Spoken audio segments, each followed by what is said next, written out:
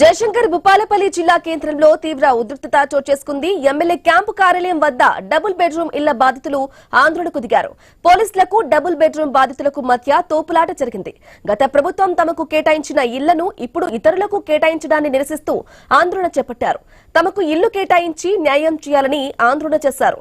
ఆందోళన చేస్తున్న వారిని అరెస్టు చేసి పోలీస్ స్టేషన్ కు తరలించారు పోలీసులు. మాకేమైనా ఇల్లు జాగా ఉంటే మాకు ఇల్లు రాకుండా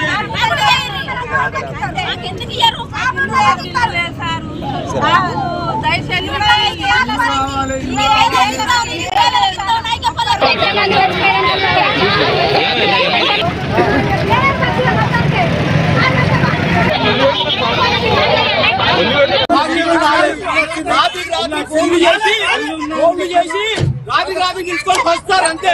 మాకు ఎవరో ఉన్నారా లేదా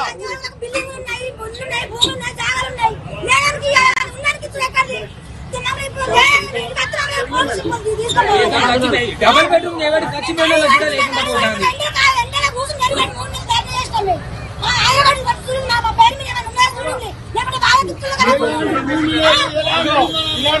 అమ్మాయి అనిపోయినప్పుడు కూడా డబుల్ బెడ్రూమ్ ఇస్తామని ప్రతి ఒక్క రాజకీయ నాయకుడు వచ్చి చెప్తారు.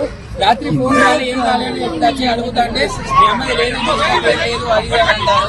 ఇద్దరు అని చెప్తున్నా కదా ఇన్ని రోజులు మా అమ్మాయి అనుకోవడానికి కారణం కూడా డబుల్ బెడ్రూమ్ అక్కడ అన్ని వేసింది. ప్రతి ఒక్కటి చేసుకుంటేనే వచ్చింది.